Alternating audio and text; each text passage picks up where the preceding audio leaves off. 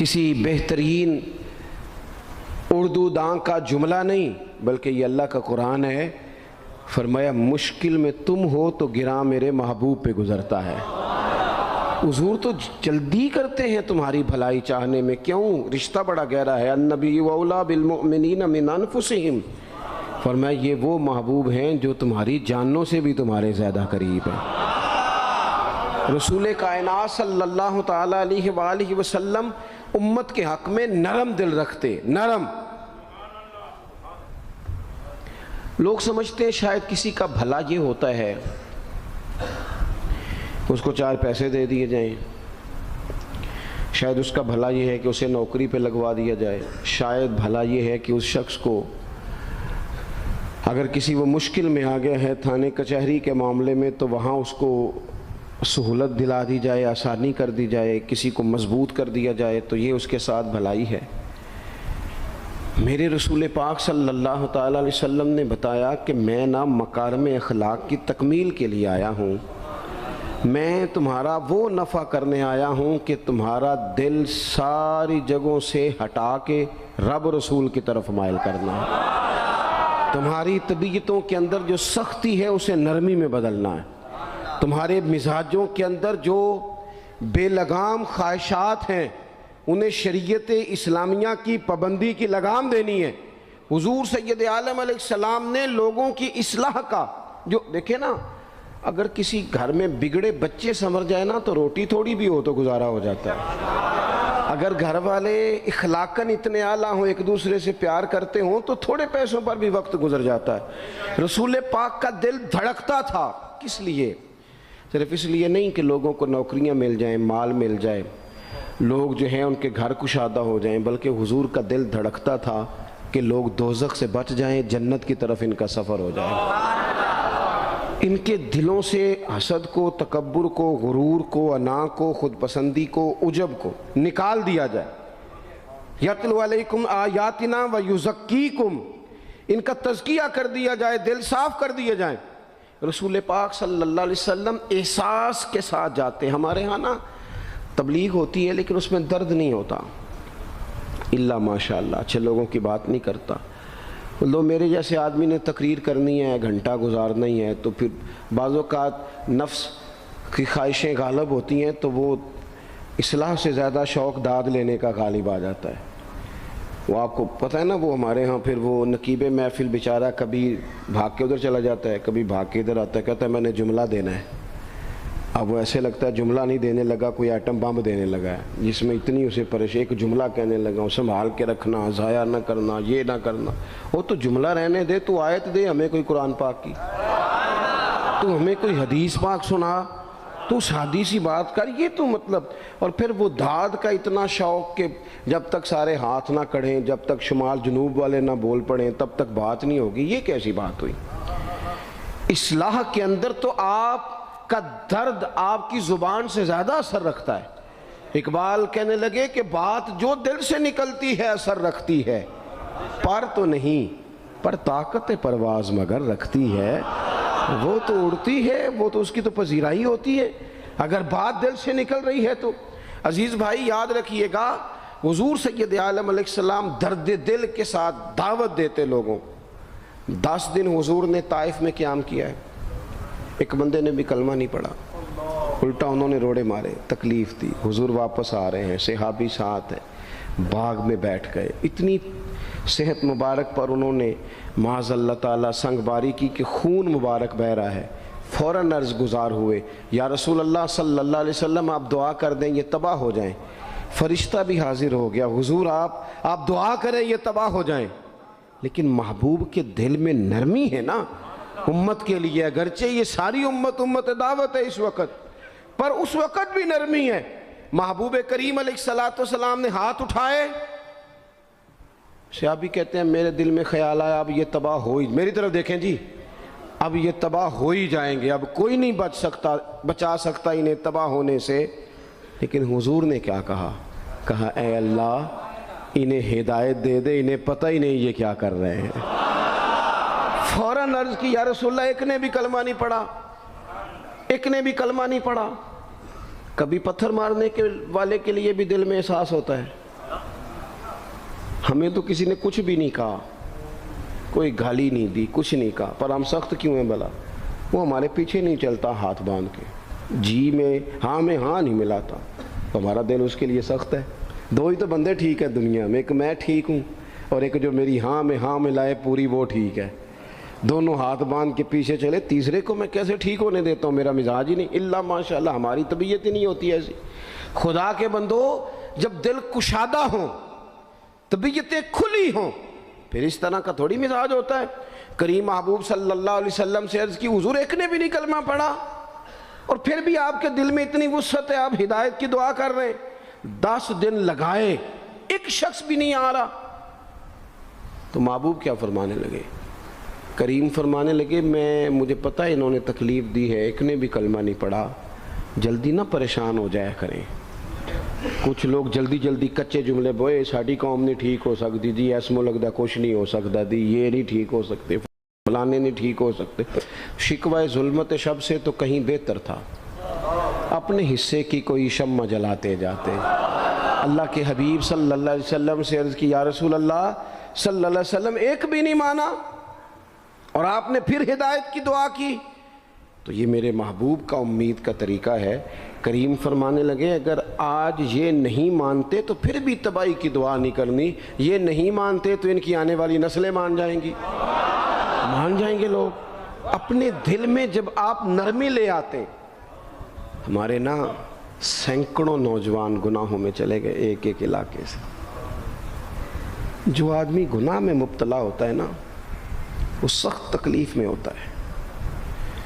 انسان کو جو چیز سب سے زیادہ ستاتی ہے وہ اس کی اپنی غلطیاں ہوتی ہیں۔ حدیث میں فرمایا، ما حاک فی صدرک، کھٹکتا ہے سینے میں، چبھتا ہے گناہ، یہ تکلیف دہ معاملہ ہوتا ہے، تڑپتے ہیں لوگ، سسکتے ہیں۔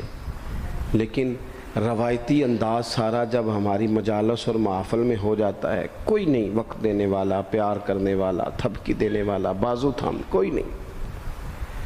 ایک تقریر وہ ہے جو میں آپ سے کرتا ہوں، بس ٹھیک ہے گھنٹہ گزارنا ہے، تو وہ بھی کئی میری طرح کے لوگ ہیں جو جمعرات کو فیصلہ کرتے ہیں سویرے کیا بیان کرنا ہے۔ حالانکہ میری طرح کے جو چھوٹے ہیں وہ ہفتے سے ہی تیاری شروع کر لیتے ہیں تاکہ کچھ غور فکر کر کے قوم کے سامنے رکھا جائے، ضروری۔ اب ایک تقریر میں آپ سے کرتا ہوں، سمجھانے کے لیے عرض کرتا ہوں۔ ایک تقریر ایسی ہے جو خطیب صاحب آپ سے کرتے ہیں، اور خدا نہ خواستہ اللہ تعالیٰ معاف کرے، صرف سمجھانے کے لیے، اگر ان کو پتہ چل جائے کہ ان کا بیٹا کسی غلطی میں مبتلا ہو گیا تو پھر بھی اسی طرح ہی داد و تحسین کے لیے لاش پش کر کے تقریر ہوگی؟ نہیں، پھر یہ انداز نہیں ہوتا۔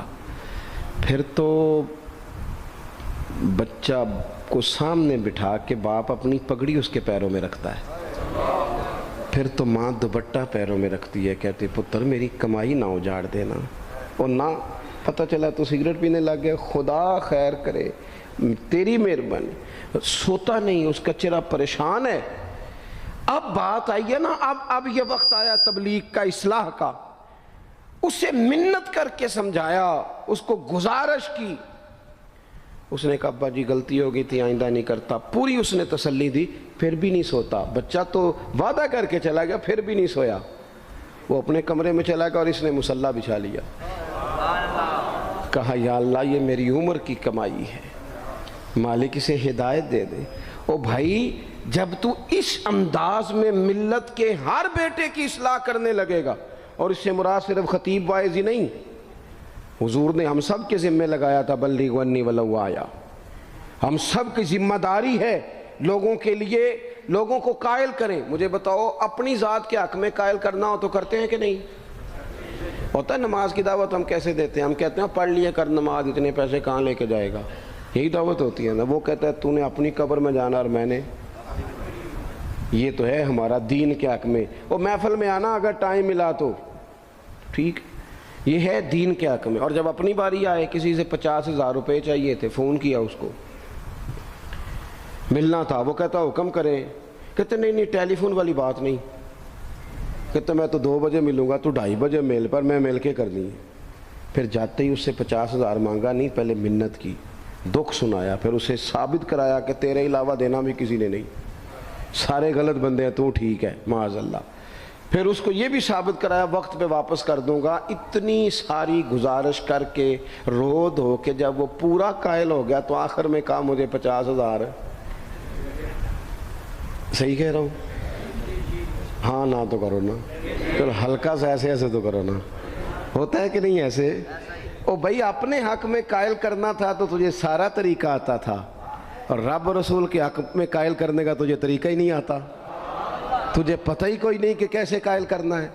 اپنے لیے تو نے قائل مائل کرنا تھا، سارا پتہ تھا، سب خبر تھی کیسے منانا ہے، اور کسی کو مسجد کے لیے منانا تھا تو کہتا ہے جی میری کو مانتا ہی نہیں، میری کون سنتا ہے۔ آپ جب تک اس درد سے، زازان نام کا ایک گویہ تھا بغداد میں، گاتا تھا، آواز بڑی سریلی تھی، بڑے لوگ اس کے گرد جمع ہو جاتے، حضرت عبداللہ ابن مسعود رضی اللہ تعالیٰ عنہ، حضرت عبداللہ ابن مسعود، یہ وہ خوبصورت ہستی ہیں کہ محبوب نے فرمایا ان سے قرآن سیکھا کرو، یہ اسی طرح پڑھتے ہیں جس طرح میرے اوپر نازل ہوا تھا۔ حضرت عبداللہ ابن مسعود رضی اللہ تعالیٰ عنہ صحابہ میں مفتی، صحابہ میں قاری، بڑے آدمی۔ حضرت عبداللہ ابن مسعود ایک دن گزر رہے تھے کسی مقام سے جہاں بھی وہ رہتا تھا، تو وہاں اللہ معاف فرمائے گانے بجانے کی مجلس سجی ہوئی تھی، وہ گا رہا تھا، آپ گزرے تو کانوں میں ہلکی سی آواز گئی، قریب ایک شخص سے پوچھا یہ کون ہے، کس کی آواز ہے؟ کہا حضرت یہ زازان نام کا ایک گویہ ہے۔ وہیں کھڑے کھڑے درد سے کہنے لگے کتنی سونی آواز ہے، کاش یہ قرآن پاک کی تلاوت کرتا، اتنی خوبصورت آواز ہے، کوئی تو ہو نا جو اس درد سے بات کرے، کاش یہ قرآن پاک پڑھتا۔ اور پھر دعا مانگتے آگے تشریف لے گئے۔ وہ جوان تھا، فارغ ہو کے باہر نکلا، لوگوں کا رش تھا، ایک شخص نے اسے روکے، کہا زازان ادھر آ، پتہ آج کیا ہوا؟ کہا جناب کیا؟ کہنے لگے جانتے ہو حضرت عبداللہ ابن مسعود کو؟ کہا جانتے ہیں۔ فرمایا وہ صحابی رسول صلی اللہ علیہ وسلم آج گزرے، تیری آواز ان کی سماعتوں سے ٹکرائی تو فرمانے لگے کاش یہ قرآن پاک پڑھتا۔ کہنے لگا صحیح بتاؤ انہوں نے میرا نام لیا ہے؟ صحیح بتاؤ میرے لیے کہا انہوں نے؟ میرے جیسے شخص کے لیے میں سوچ بھی نہیں سکتا، میں کہاں وہ کہاں، میرا نام لیا ہے؟ کہاں؟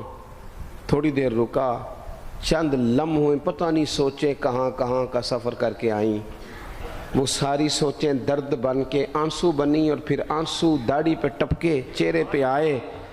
پھر لوگوں سے پوچھنے لگا گھر کا پتہ بتاؤ گے؟ کہا وہ فلاں جگہ پہ موجود ہیں۔ دوڑا گیا، دروازے پہ دستک دی، حضرت عبداللہ ابن مسعود آئے، کہا کون ہو بیٹا؟ کہنے لگے حضور میں وہی ہوں جس کے بارے میں آپ نے کہا تھا کاش یہ قرآن پڑھتا، میں آ گیا ہوں، پڑھا دے مجھے قرآن پاک، پڑھا دے۔ کوئی بیٹھا ہوا مجھے دور دعا دیتا ہے، میں ڈوبتا ہوں پر سمندر اچھال دیتا ہے۔ کسی سے تو آپ پیغام حق کہیں، کسی کو تو دعوت خیر دیں، یہ سب سے بڑا بھلا ہے۔ اگر کسی بد اخلاق کو با اخلاق کر دو گے نا، اس کی بیوی سکون میں آ جائے گی، اس کی ماں آرام سے سونے لگے گی، اس کا باپ کہے گا وہ حد ہو گئی، میرا پتر ٹھیک ہو گیا ہے، تمیز سے بات کرنے لگا ہے۔ بچے پریشان ہوتے ہیں، بچے، میں بیٹھا تھا کھانا کھا رہا تھا گھر میں، تو میرے گھر والے کہنے لگے مدرسے کا کوئی بچہ باہر ہے بڑا سخت رو رہا ہے۔ میں نے کہا بلاؤ، کسی استاد نے ڈانٹ دیا ہوگا، تو بچہ میرے پاس ہے تو اس کا وجود کانپ رہا تھا۔ میں نے کہا پتر کیا ہوا؟ کہنے لگا پیر صاحب وہ میری امی تھے ابو کار فیر پہ لڑتے نے، کرو فون آیا ہے۔ تو میں نے کہا بیٹا پریشانی کی کیا بات ہے؟ کہنے لگے بڑی سخت لڑائی ہوتی ہے، میرے والد میری اماں کو مارتے ہیں، پھر ہم سارے بہن بھائی نا چار پنجوں کے نیچے چھپتے ہیں، تو وہ دور ہیں، اس وقت تو 1.5 گھنٹے کا فاصلہ ہے، دور ہے میرا گھر، پر پتہ نہیں ہمارے گھر کیا ہو جائے گا۔ پیر صاحب آپ دعا مانگے نا، آپ دعا کریں نا، اس بچے کی کیفیت اور اس کے اوپر چھائی ہوئی آزمائش اور اس کے طبیعت میں اسے دیکھ کے میرے آنسو نکل گئے۔ کچھ دنوں کے بعد میں نے اس کے باپ کو بلایا، میں نے کہا خدا کے بندے، تیری انا اور تیری بیوی کی انا اتنی سخت ٹکراتی ہے کہ تیری اولاد پیس کے رہ گئی، کاش تو رسول اللہ کی اس صفت سے آگاہ ہوتا کہ خدا کے بندوں کو معاف کر دو، اللہ تمہیں معاف فرما دے گا۔ کاش تمہارے اندر وہ کیفیات ہوتی۔ تمہارے بچے میلوں دور رہ کے بھی تڑپتے ہیں کہ جانے گھر میں، کیوں؟ اس لیے کہ گنجائش نہیں دلوں میں، کوئی اخلاقی تعلیم نہیں۔ ہم نے اپنے گھروں کو خود اپنے ہاتھوں سے اتنا آزمائش کا گھڑا بنا لیا ہے، لڑائیاں، جھگڑے، مصیبتیں۔ کیوں؟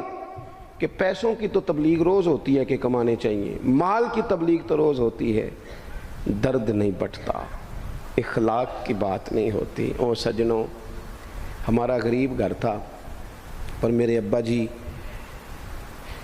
جب گندم کا سیزن ختم ہوتا گھر میں لے کے آتے تو ہمارے گھر کے سین میں کھڑے ہو کے فرماتے، لو پتر کسے دا گھر وال نہیں تکنا، میں دانے پاتے نے پھڑو لیتے تھے تہاڈی ماں نے اچار پا دیتا ہے، اب پرواہ نہیں۔ اس سادگی کے ساتھ، اس آسانی کے ساتھ گزارا ہوتا تھا۔ میں نے ایک دفعہ کہا، میں نے کہا ابا جی لوگ بڑا بڑا پیغام دیتے ہیں، پیسے کماؤ پیسوں، آپ نہیں دیتے پیغام، چلیں یہ بتا دیں کوئی شے پسند نہیں کھانے میں؟ کہنے لگے بیٹا بھوک لگی ہو تو ہر شے پسند ہو، نہ لگی ہو تو نخرا ہی نخرا، اگر طلب ہوگی تو یہ بھی تمہیں نفع دے گا، لیکن اپنے گھر میں سکون رکھنا، اطمینان رکھنا، اس ٹینشن سے اپنے ایک دوسرے کو اخلاق کا سبق پڑھائیں، دلوں کی نرمی کا درس دیں، تھوڑی سی کوشش کریں جس سے ہمارے گھر بچ جائیں، اور اگر کوئی بندہ گناہگار نظر آئے تو اس پر تنقید نہ کریں، تنقید نہ کریں، مجھے صحیح بتانا، دل پہ ہاتھ رکھ کے۔ خدا نہ خواستہ کسی کا بچہ بچی معاذ اللہ، اللہ بچائے سب کو، بگڑ جائے تو کیا وہ چوک میں کھڑے ہو کے چسکے لے لے کے بتائے گا کہ بچہ میرا بگڑ گیا؟ بولو سارے، بولو جلدی سے۔ تو پھر پڑوسیوں کا بچہ بگڑا ہے تو پھر چسکے کیوں لیے؟ گلی میں کسی کی بیٹی سے معاذ اللہ خدا نہ خواستہ کوئی ایسی غلطی ہو گئی تو جگہ جگہ باتیں کی، تیاں سانجیاں نہیں ہوندیاں؟ اپنے بچے کے بارے میں جب تو کہتا ہے چھپ جائے بات، دیکھنا۔ حضرت سیدنا جنید بغدادی کہتے ہیں میرے ماموں تھے حضرت سری سختی، میں اپنے ماموں سے ہی بیعت تھا، انہی کی خدمت میں رہتا تھا۔ فرماتے ہم جا رہے تھے، ایک دن انہوں نے چھڑی پکڑی ہے، ایک ہاتھ میں مجھے تھاما ہے، تھوڑا آگے گئے تو رش تھا، چند لوگ کھڑے تھے، تو حضرت سری سختی مجھ سے کہنے لگے جنید دیکھ تو صحیح رش کیوں ہے؟ تو میں گیا تو ایک نوجوان شراب پی ہے، معاذ اللہ نشے میں دھت لیٹا ہے، ارد گرد لوگ کھڑے، اور وہ چونکہ پوری طرح اس پر نشہ غالب ہے تو اول فول باتیں کر رہا ہے، لوگ بھی اس کے ساتھ جو ہے وہ ہنسی مذاق کر رہے ہیں، اس کا مذاق اڑا رہے ہیں، رش ہے۔ میں نے آ کے کہا حضور دفع کریں، ایک شرابی لیٹا ہے، لوگ بھی مذاق اڑا رہے ہیں اور بس ایسے شغل لگا ہوا ہے۔ سارے لوگ تماش بین نہیں ہوتے۔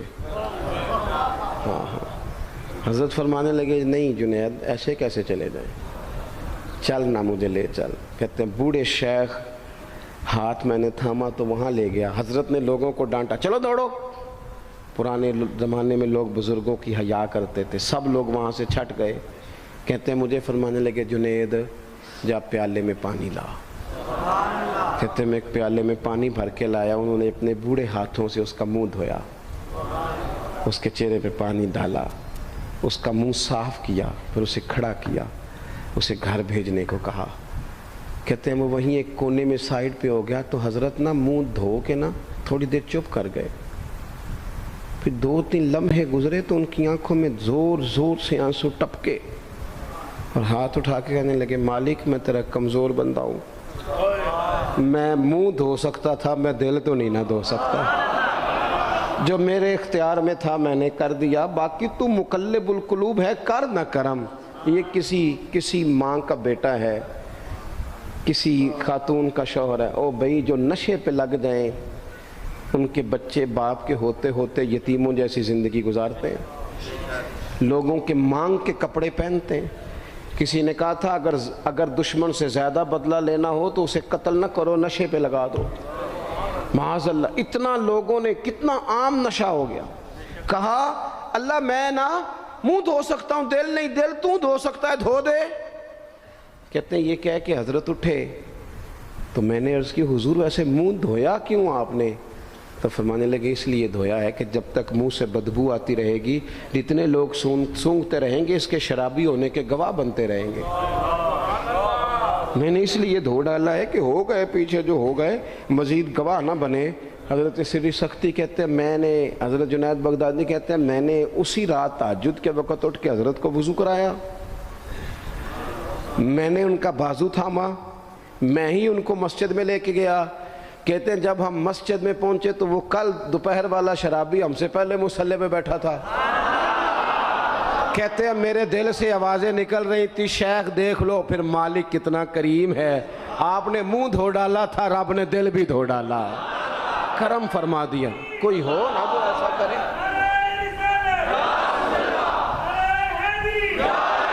آؤ نا سنگیوں ملیں، ایک دوسرے کا منہ تو دھونا شروع کرے نا۔ آؤ نا ایک دوسرے کو یہاں تک تو ہم یہاں تک وضو کا پانی تو فراہم کرے نا، کچھ تو خیر تقسیم کرے۔ اخلاق کی تربیت میں دیکھتا ہوں ہمارے وطن میں اضطراب ہے، بے چینی ہے، اس طرح کا ماحول بنایا گیا ہے کہ لوگ ایک دوسرے کے حق میں سخت ہو گئے ہیں، مزاجوں میں تلخیاں ہیں، لڑتے جھگڑتے ناراض ہوتے لوگ، بگڑتے کوستے ڈانٹتے شکوے کرتے لوگ۔ شکوہ جو ہوتا ہے نا یہ بندے کو بے چین کر دیتا ہے، شکر بندے کو سکون میں مبتلا کرتا ہے۔ شکوے آزمائشیں اپنے دلوں میں وسعت لائیں، ایک دوسرے کو اصلاح کی طرف لائیں، ایک دوسرے کو پیغام دیں، ایک دوسرے کی تربیت کریں، تھوڑا سا حوصلہ، تھوڑا سا صبر، تھوڑی سی گنجائش اپنی طبیعتوں میں پیدا کریں۔ اپنے بچوں پر سب سے زیادہ نگرانی یہ کریں کہ ان کا اخلاقی معیار کیا ہے۔ اگر میں اور آپ خدا نہ خواستہ بچوں کو صرف یہ تربیت دیں گے نا کہ وہ پیسہ پیسہ پیسہ پیسہ، شادیاں بھی پیسے دیکھ کے کریں گے، تو یاد رکھنا پھر ایک دن وہ یہ بھی کہیں گے کہ ابا کاش تو کو ڈھابے کا کام کرتا تو آج ہمارے پاس بھی پیسے ہوتے۔ پھر باپ سے بھی پیسوں کا ہی مطالبہ ہوگا، پھر لوگ ماں باپ بھی پیسوں کے لیے چھوڑ کے چلے جاتے ہیں۔ پھر جب آپ نے تربیت جس چیز کی تھی تو نتیجہ بھی تو وہی برآمد ہوگا۔ یہ تو نہیں ہو سکتا کہ بندہ بیج کوئی اور لگائے اور درخت کوئی اور نکلے، یہ ہو نہیں سکتا۔ اگر ہم اپنے باپ سے روز جھگڑا کریں گے 5 مرلے کے لیے تو یاد رکھنا پھر ہمارا بیٹا 1.5 مرلے کے لیے بھی جھگڑا کرے گا، پھر معاملہ اس طرح کا مرتب ہوگا۔ ایک دوسرے کو اخلاقی پیغام دینا ضروری ہے۔ آخری بات آپ کی خدمت میں یہ عرض کرنی ہے اور یہ میری خواہش ہے کہ آپ اس پر زیادہ توجہ کریں گے انشاءاللہ۔ آپ سارے ویڈیو بنائیں، مجھے کوئی اعتراض نہیں، پر مہربانی کریں دیکھیں تو میری طرف نہ۔ جب آپ لائیو چلاتے ہیں تو پھر اسی کو دیکھتے ہیں، وہ پھر کہتا ہے کہ یہ کمنٹس آ گیا تو دوسرا آ گیا۔ اللہ کرے میری بات آپ کے دل میں اتر جائے، آپ تھوڑی سی توجہ کریں میں کیا عرض کرنا چاہتا ہوں، غور کریں میرے بھائی۔